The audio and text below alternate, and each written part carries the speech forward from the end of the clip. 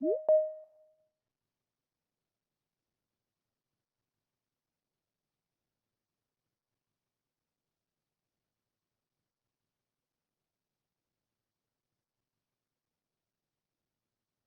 you very much, Ernest.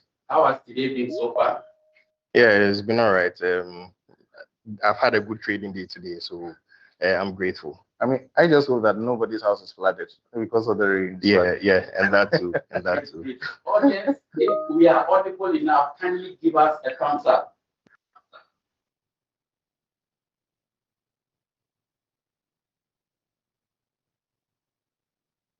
Okay, that's great. All right, I see thumbs up. Means we are audible enough, everybody can hear us. So we can jump into today's session. It's going to be a Q&A session. We are going to ask a number of questions, and our experts here are going to assist us to explain, give examples, and then also cite scenarios to help you better understand the investment landscape of Ghana and the opportunities you have available to use, and then also enough knowledge to make investment decisions, especially when it comes to stock trading, given the kind of feedback that we received from you, our clients, and then also investors in the past. So, gentlemen, Ishan, Yes, sir.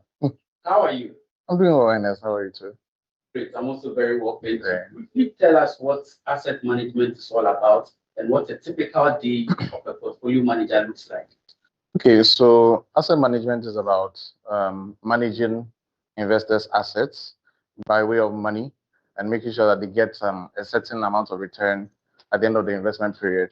It doesn't just, it's not just money, but you can also look at the client's overall assets. So maybe they have some real estate, they have commodities across board. You want to make sure that the client is making money on whichever assets that they have. Day to day, just portfolio structuring, speaking to clients, trying to understand what they want to achieve with their investments, how much they are willing, how long they are willing to go. And yeah, those are the basics, but also ensuring that our portfolios are also giving the level of return that we expect and we promised our investors. Yeah. Michael, Yes, sir. how are you too? I'm doing well. How has today been so far? Yeah, like I said earlier, I've had a good trading day, so I can't complain. Yeah, it's been okay. You had a good Yes, I have. looks like.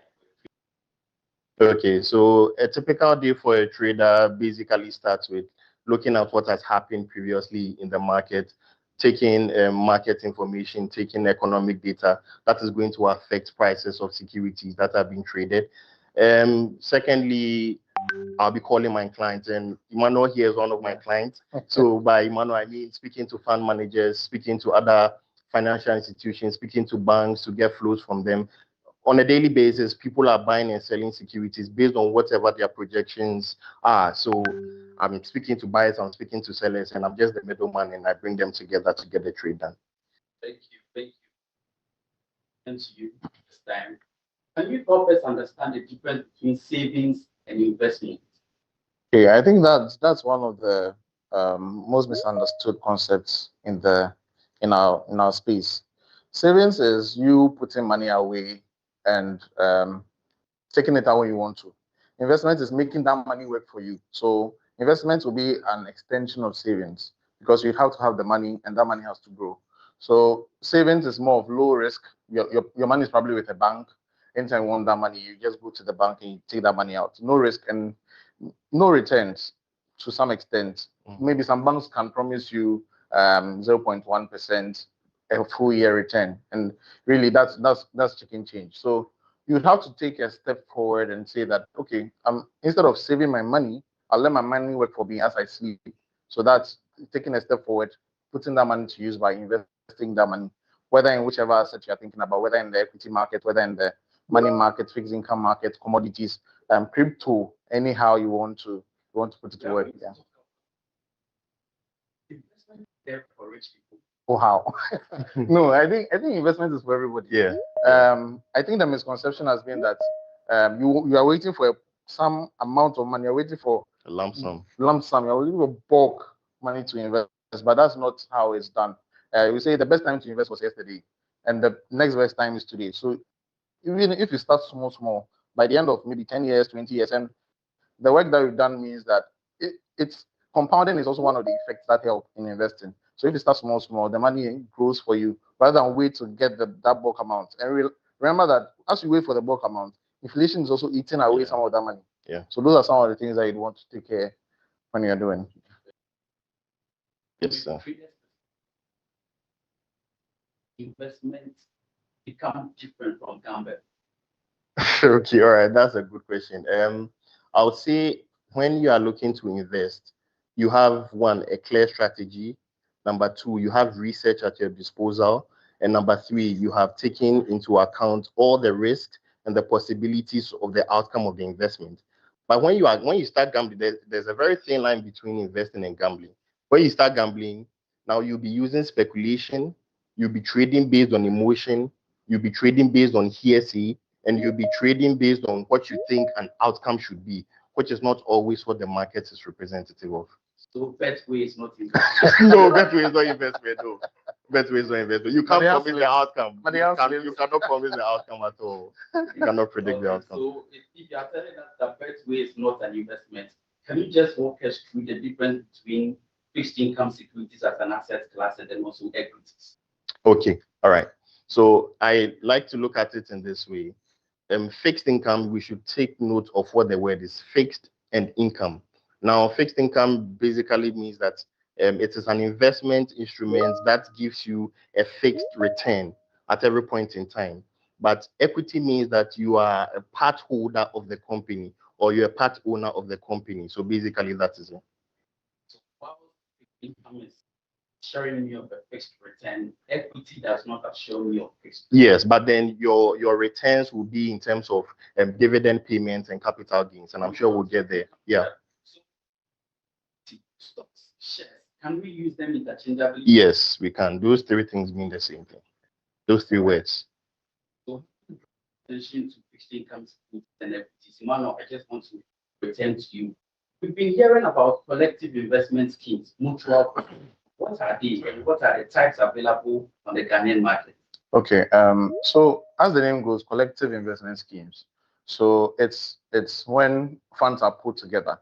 So say Michael and I, he has 100 cedis, I have 100 cedis. Oh, we don't have any 10 million. 10 million. Okay. We don't have the expertise to manage that money. So maybe we want to do stocks, but we can't pick and choose stocks on our own.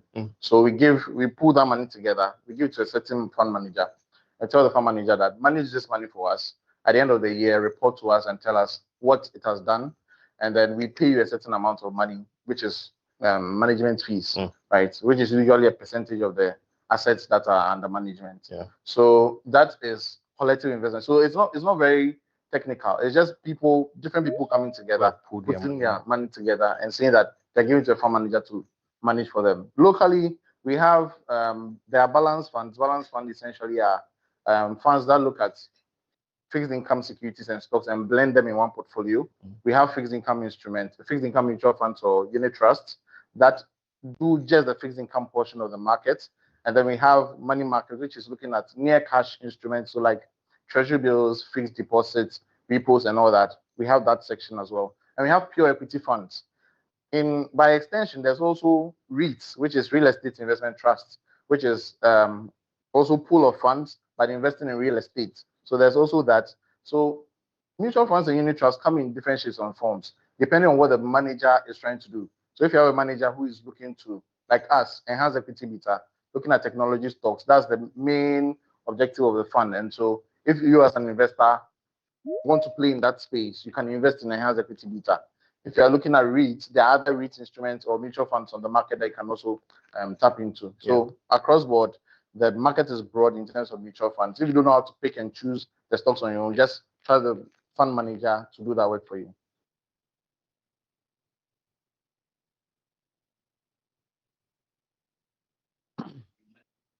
Okay, so in-house, we have 6 mutual funds.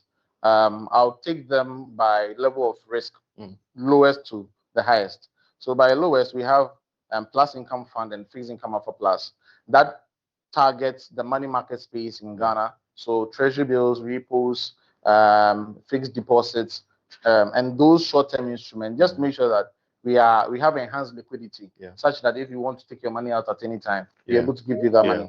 And it also helps for clients who have short-term goals, because you want to pay rent in 2 months, and you have the money now, and you want that money to grow a bit for you. So you put that money there, and then maybe it gives you like 1% return at the end of that 2 months period, and then you take your money, which is better than nothing, really. Which is better than savings, keeping it in the bank, right?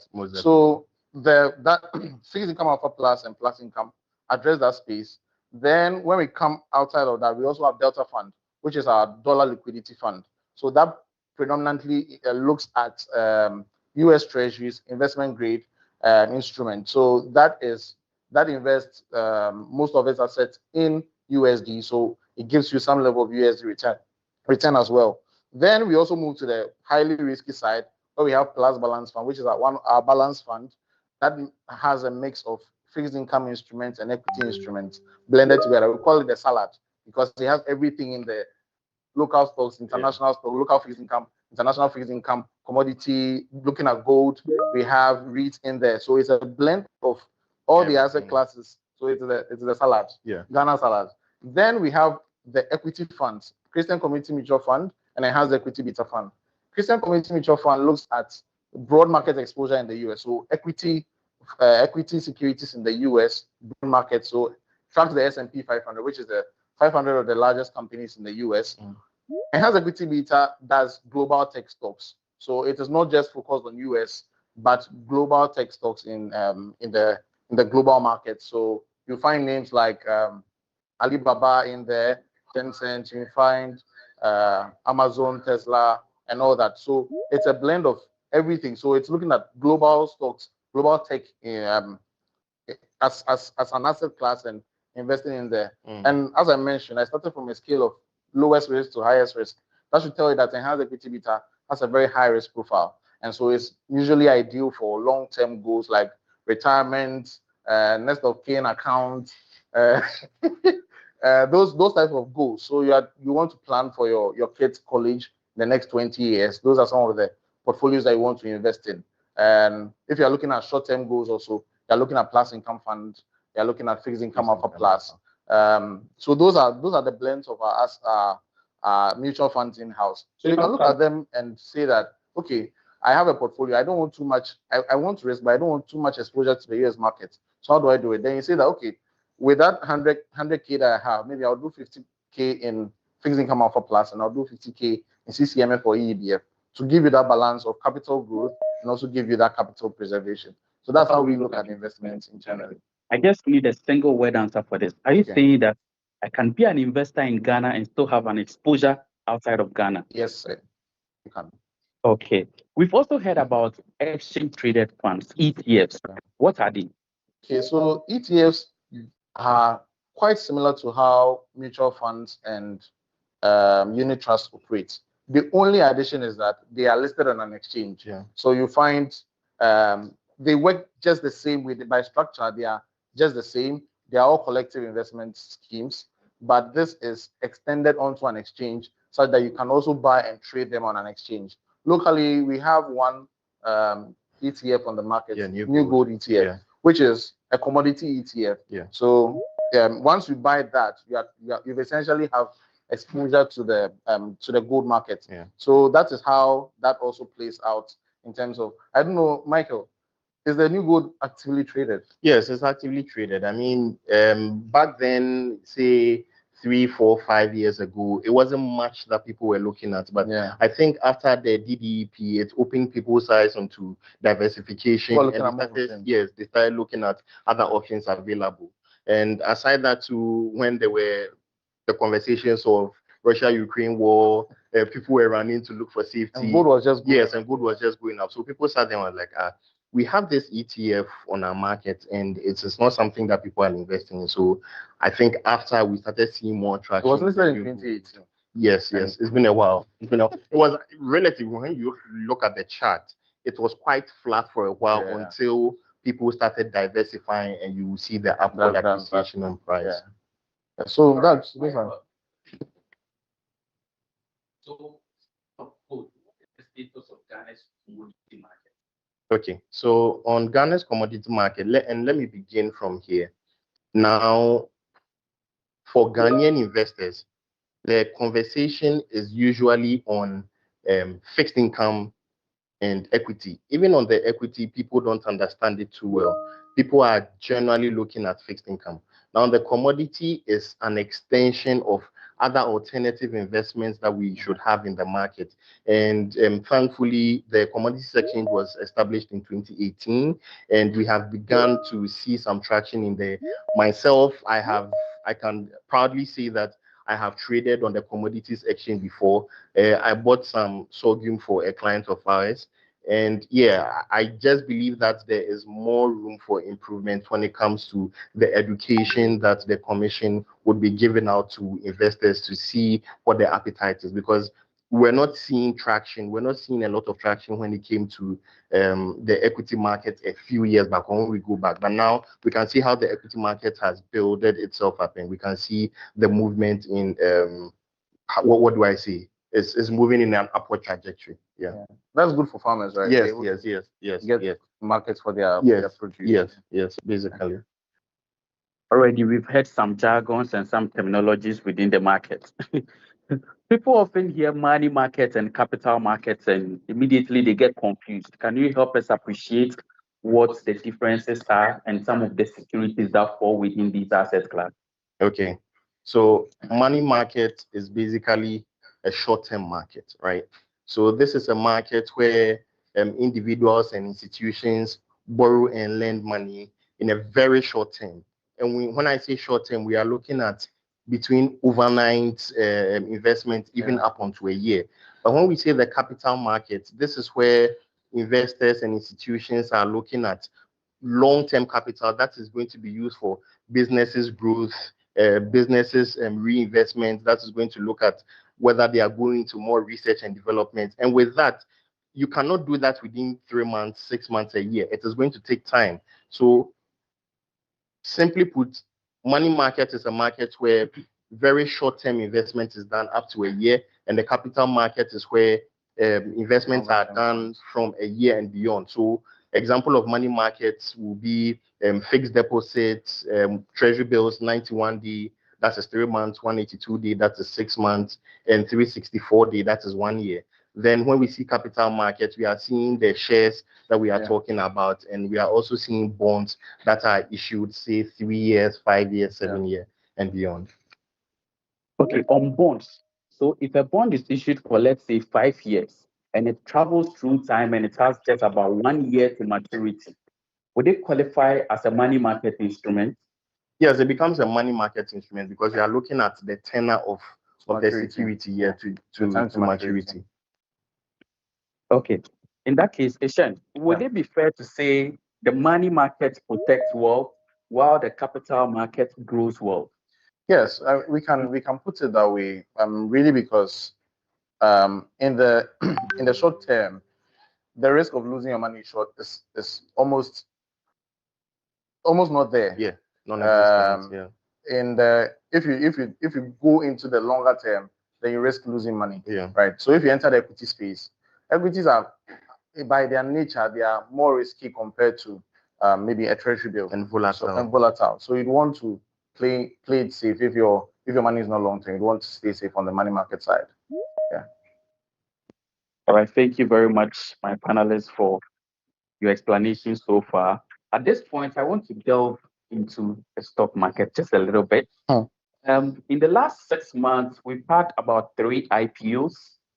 We've had First Atlantic Bank list, then Ghana has also listed, and then now we have Casapreco, which is an ongoing IPO. What is an IPO, Michael? And what happens during an IPO? So an IPO is an abbreviation. It means initial public offer, IPO. So it basically means that a company is looking for financing. Now, there are 2 ways of financing a company: through debt and through equity. Through debt is they go to banks or institutions and they borrow money from them, and then they promise to pay, or they are under obligation to pay some fixed amount of interest on a monthly basis or whatever the agreement is. And then there's the equity financing, where they go to the same investors or firms or individuals and ask for money or raise capital from them and issue shares onto them. So when you give them your money, that is the company, they are going to give you a number of shares based on the valuation that they have done. So an IPO basically means that the money is moving from the individuals or the investors or the firms direct, right? And that is quite different from what happens on the secondary market, because after an IPO and the shares are listed on the stock exchange, then that movement of cash, that is the buying and selling of the shares, is done between investors that are on the stock exchange, and it has nothing to do with the company that has already issued the shares. Yeah. Market would be like first floor. Yes. And the secondary market would be like the second floor. Yes. Yes. So on the primary market, you would be giving money directly to the issuer. Yes. But when you move to the secondary market, it's between and among investors. Yes, exactly. Yeah. Okay, thank you very much for that explanation. So, Emmanuel, let's say a company is coming to the market for the very first time. That is the primary market, right? It could be an IPO, it could be a bond and IPO, or even a credit bill being issued. As an asset manager, a portfolio manager, what do you think investors should look at first before rushing into, let's say, buy a company or participate in an IPO? Okay, there are a few things that you really need to look at, which is one key thing is the financials of the company, whether the company is in good financial health. That's the key thing, because you're investing for a certain amount of return, or you're investing because the company is planning to make a certain amount of revenue. Yeah. So, and that revenue, because you become a shareholder, an owner, you partake in that revenue through capital gain or through dividend. Yeah. So you should be interested in that first. Yes. So once you have that, then you also look at whether the company has a good corporate structure. So in terms of, do they have a board? Yes, and the directors. The directors on the board, whether they have the financial capacity, they have the knowledge, they have the expertise and all that to be on that board. Exactly. Because you can't find that you are investing in a company that is a bank, and then the expertise are in farming. The board's expertise is in farming. Right? Yeah. You want to make sure that there's a good match between the board's expertise and then what the company does, so that they can advise management of that company. So those are some of the things you need to also look at. They also look at what the forecast is. What I've come to understand is that we buy companies because of a certain amount of expected return. Means that you're expecting a company to also make a certain amount of revenue going forward or perform a certain way. So you have to look at what the company is also forecasting to do. And you also make assumptions to say that, okay, they said this, but what does it really mean? What can they really achieve on the ground if we are supposed to forecast that revenue and cash flow things? Yeah. So it's important that you also do your work and understand what that company is planning to do on the market before you decide to buy. Don't just hear that, oh, IPO is going on, so let me just go and buy. No, that would be a big mistake. Try to understand it before you go in.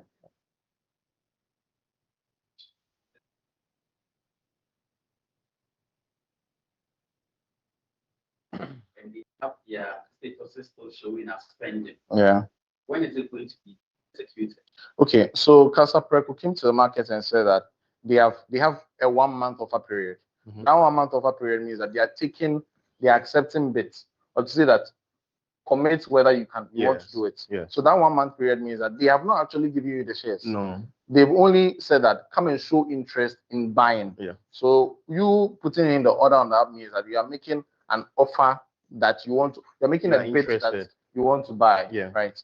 The offer ends, I think, on Monday, but actual issuance or allotment of the security will be, I think, 14th or 15th. Yes. Right. So that's when that security becomes yours. Yeah. Currently, so your money will be taken and then that security will be issued to you. Yeah. Currently, what they are doing is that they are taking accepting bids. They are just accepting bids on the market. So the shares actually haven't been issued.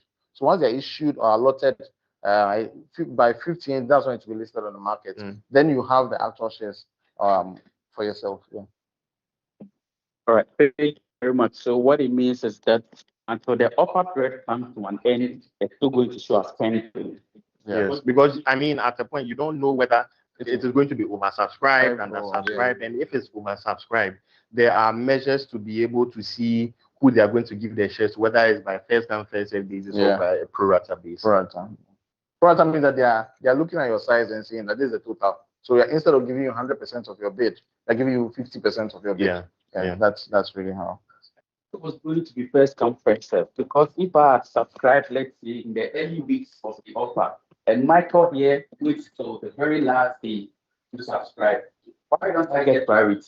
Oh, I mean, that's really on the company issuing the bonds and Yeah, their board and whatever they decide to do, right?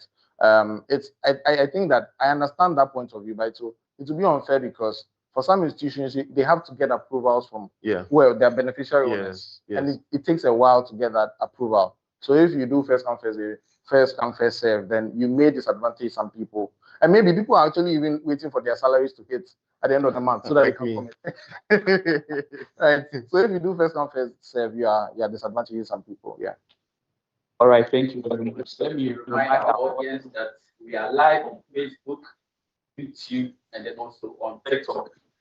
Right, so you can follow us. You can put your questions in here. If you joined us on Teams as well, and just let us have your questions. And then after we are done exhausting all the questions we have here, we're also going to turn our attention to your questions.